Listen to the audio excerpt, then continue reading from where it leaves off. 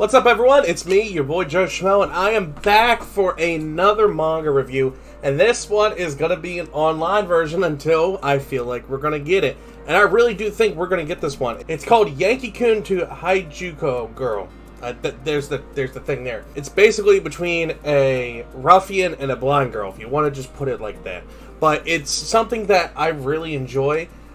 Because it's something that addresses like topics that not a lot of manga go into, but let's hear nor that. We're going to do the same formula as always. We're going to do general overview, then we're going to go over, like, go into detail, do some spoilers, talk about what it actually covers when it comes to different topics, so on and so forth, and then we're going to talk about the art and then do a general overview. So let's get into it. So I'm going to do a quick synopsis on it because, you know, I got it written down here because that's what I do with all my books. High school dropout Morio Kuwakawa is a famous delinquent known as Morio the Black Panther, who has won many fights against others older than him. Walking around town with his posse, he comes across Yukiko Akaza, a girl with extremely poor vision due to a condition affecting her eyesight.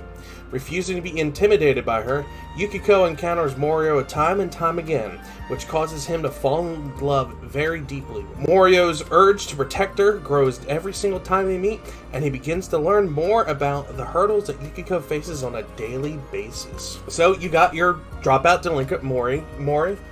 He has a giant scar on his face, which I will say this, you find out later on where it comes from. And people treat him differently because, you know, he looks angry and mean all the time. But in reality, he's just a nice guy who just, unfortunately, gets chosen to fight because people think he's tough and want to take him down. And then he has his posse, which are people that know how nice he is and want to take care of him. These are a little bit tiny spoilers, but you can pick up from the first couple chapters that this is the case. Well, one day, he's just going across, and then he sees this girl just trying to make her way with, you know, but I don't know, I forget the cane. I think I'm going to use that. I'm not sure if that's the actual term, but I'm going to use that term. Uses her cane to, like, go around and try to, you know, and accidentally bumps into her, which she's like, oh, sorry, and, you know, he realizes that she can't really see, you know, him that well, but she isn't scared of him, and she, like, basically tells him off, and is like, you need to watch where you're going, blah, blah, blah, blah, blah. Well, this encounter turns into a daily occurrence, which every single time that it happens, he falls more and more and more in love with him. And same for her, she starts starting to respect him, getting to know him, and they become friends, you know. And the posse hangs around, you know, they hear about this girl and they come and meet her, and then like it says, as they get to know each other, Morio learns more of Yukiko's like daily struggles, what she has to deal with, what she has to do just to make it by, how ignorant people are. And it just follows that case, and it's very sad, but it brings up a lot of issues in the public. And I feel like it really resonates here in the United States. The problems they bring up and people deal with of disabilities, of being different, they address a lot of things. And I feel like if you want an eye or see something that you don't understand, or something to deal with people with disabilities, whether it be being blind or have a limp or something like that, I would say read this book. My overall message to that is just don't be ignorant, be nice, and see if anyone needs anything or if they need help with anything. And most, if they're grown adults or teenagers, they basically have a down pack of what they need to do. But, I mean, you can be friends with them. They're human beings. But I digress, because it's something I see all the time, you know, people treating people different with, you know, just because they have a limp or they, you know, walk different or something, just something, or they can't see. I just see it all the time, and it's very upsetting. But this book addresses that, and I love that it's bringing these problems forward for people to look at. But, alright, that's here nor there. Let's dive right into the meat and gritty of it. Here is a time code if you want to avoid, you know, more spoilers besides the little ones I dropped. But okay, right off the bat, Morio gets done with the fight. He's trying to rough it up. You know, he's just trying to sit back and relax because he just got done. Well, he runs into Yukiko, which tells that there's something wrong with him. So she tries to like fix him up, which gets to him because not everyone treats him with kindness.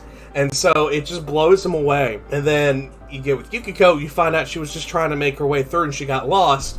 And, well, it deals with that. And as I said, as they get to know each other better, Morio finds out about the struggles that Yukiko goes with. Like people leaving trash in a way, or leaving bikes in a way, or ignoring her, or, you know, not even trying to help her or work with her. And it pisses him off, which as a reader, it makes me upset too, because you got this lovable 16-year-old girl that's just struggling with what she's been dealing with all her life. She even got surgery, and it only lasted and helped so much. So you follow this journey of those two getting to know each other, seeing like with for example, they go to the movie theater. She needs to have the audio version, you know, which not a lot of theaters offer. Only select theaters offer it, where she can get earbuds and like have special like not subtitles, audio titles read to her, so she has an idea what she's doing, because she can't really see what's going on. And she does that a lot at home, which she finds out and finds interesting. Moriko goes out of his way to try and help her come up with these good ideas to like make her life easier. And at one point he gets hired at a video store and makes it disability friendly, makes the aisles wider for people with wheelchairs to go in, puts braille and stuff like that up and for blind people so they can see what movies they have. And he tries to bring in what she has, something with audio subtitles that they can hear, and you know, that way they can enjoy what films are out, so they know what's going on. And it's something that, if you sit back and look, not a lot of places offer. Yes, everywhere in the United States at least, there's at least braille. We'll say that. Okay, cool, but what about the people with the poor vision? There's not a lot of... I can tell you, my movie theater doesn't have the audio subtitles, doesn't have the thing going. It might now, because some of them got renovated, but I can tell you beforehand, it didn't have that. You have to go find certain theaters, or you're going to have to watch it at home, or get something on Netflix to like hear the like audio subtitles. And it brings that to light. Another issue it brings up is one of the characters you find later on, he's gay. And he doesn't know how to bring it up because people treat him different. And he hasn't even told his parents, and it's something that he has to deal with. But as things go on, someone encourages him, says, hey, you just need to do what you need to do. I'm here for you.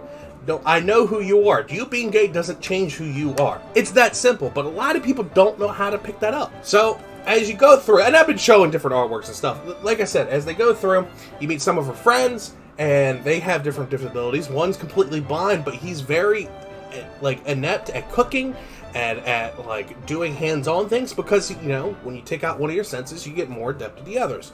So he uses that to his ability so it doesn't affect him. He even teaches other blind students, like teaches them schoolwork and teaches them how to do stuff. And then there's this other girl who can only see the peripherals. They deal with the situation of her trying to run, but people keep leaving trash in a way, and out of nowhere it felt like targeted. So they go and help her. Well, find out this guy was actually targeting her because she was blind and different. It's not okay. PSA, that's not okay. You don't do that. Either in book or in real life, you just don't do that, alright? Everyone's the same. Everyone just deals with something different. So this manga, like I said, brings up so much. With the characters, they're so full of life. Even though the art style, we'll cover it, but the art style is very simple. They're full of life. They are normal people. They are someone you would just see every day.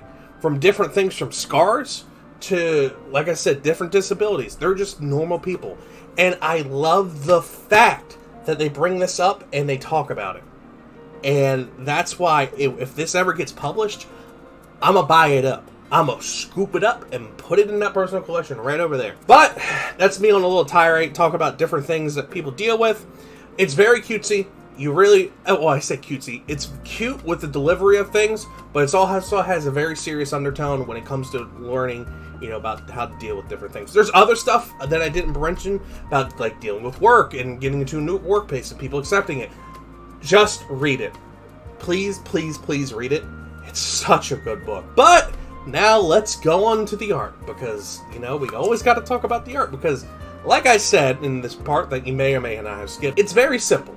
But they do very well with the expressions that come from the characters. They all have funny faces, like when they get like angry or squint, you know, that kind of thing.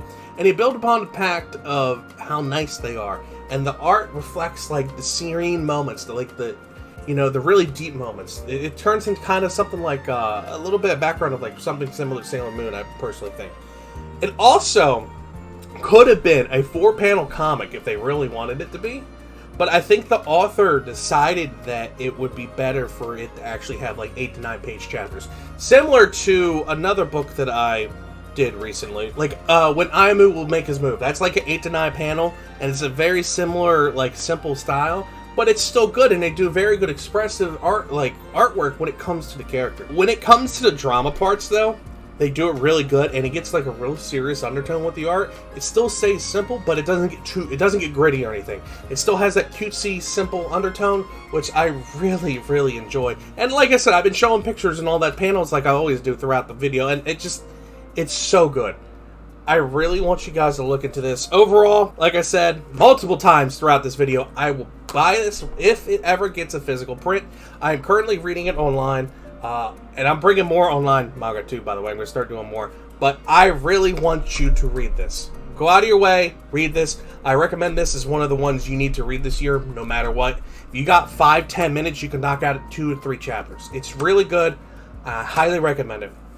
So let me know what you guys think. Have there been any other mangas that have been similar to this that bring up these problems that you really don't hear about or see people touch upon? Especially in manga. I've never seen someone like touch upon this. I mean, there might be more out there, but you need to let me know because I would love to read more on this. So, with that in mind, I'll see you all next time.